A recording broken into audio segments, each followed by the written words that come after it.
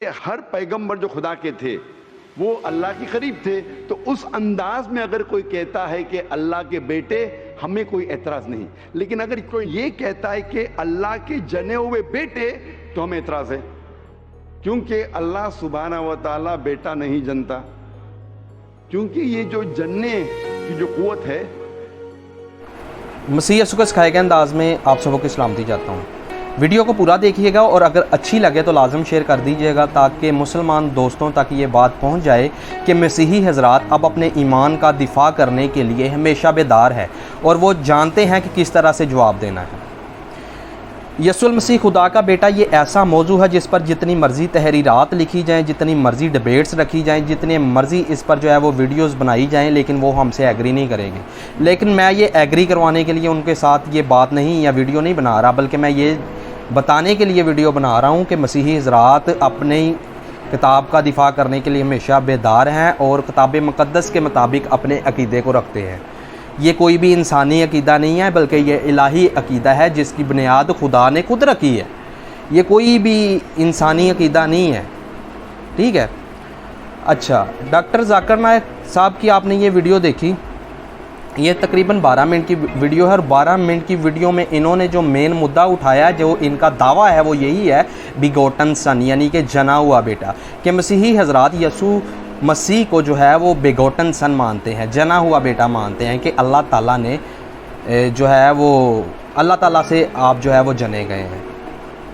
तो मैं ये पूरे मुसलमान दोस्तों को चैलेंज के साथ ये बात कहता हूँ कि कोई एक दलील, कोई एक शवाहिद दिखा दें जो आपकी इस बात से एग्री करता हो कि जी मसीही लोग तो जो है वो यसुल मसीह को बिगोटन सन मानते हैं, जना हुआ बेटा मानते हैं। तो कोई भी नहीं आपको मिलेगा, ये सिर्फ तावा तुक्के हैं जो आप लगा रहे हैं। 600 साल बाद आकर हाँ आप हमें अपनी थियोलॉजी जो है वो सिखा रहे हैं। बाइबल क्या कह रही, पहले वो तो पढ़ लें।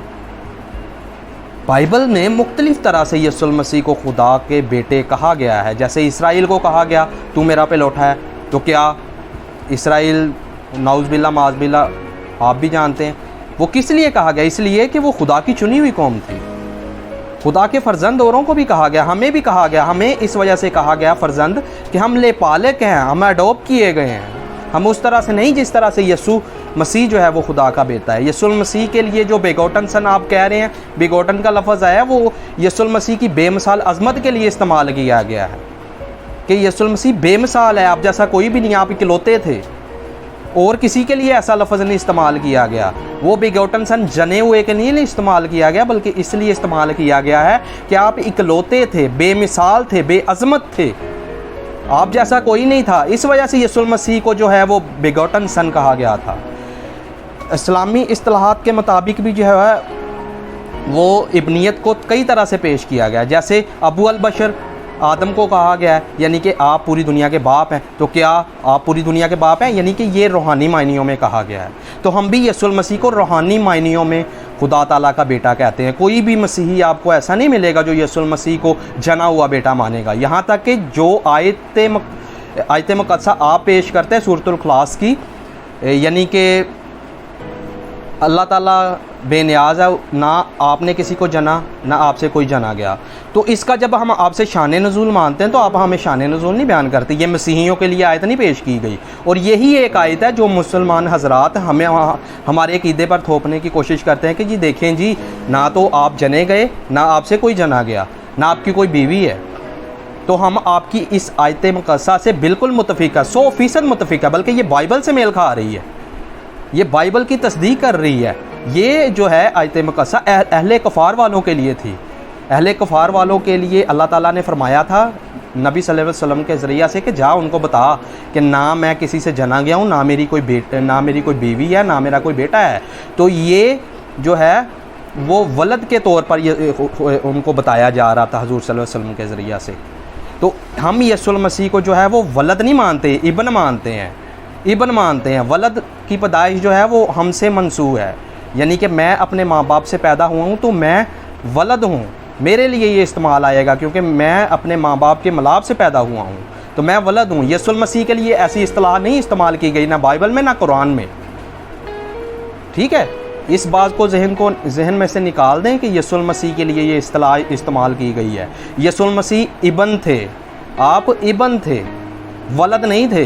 ये हमेशा बात याद रखिएगा। और जहाँ जहाँ जो जो इस्तिलाह जो है वो इस्तेमाल की गई है वो रूहानी मायनियों में इस्तेमाल की गई है। मिसाल के तौर पर पतरस ने आपको खुदा का बेटा कहा, मार्था ने आपको खुदा का बेटा कहा, पालूस रसूल ने जो है वो आपको खुदा का बेटा कहा, हेरोदीस ने आपको खुदा का बेटा कहा। बहुत सारी ऐसी शवाहिद हैं, यहाँ तक कि खुदा ने आसमान से खुद आवाज़ दी कि ये मेरा प्यारा बेटा है, मैं इससे खुश हूँ।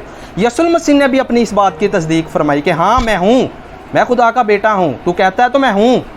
यानी कि यसुल मसीह नफ़ी नहीं कर रहे, ना ही खुदा नफ़ी कर रहा है, ना ही वो जो यसुल मसीह के साथ रहे वो नफ़ी कर रहे हैं। वो यसुल मसीह को इस तौर पर नहीं मान रहे कि आप बिगोटन थे।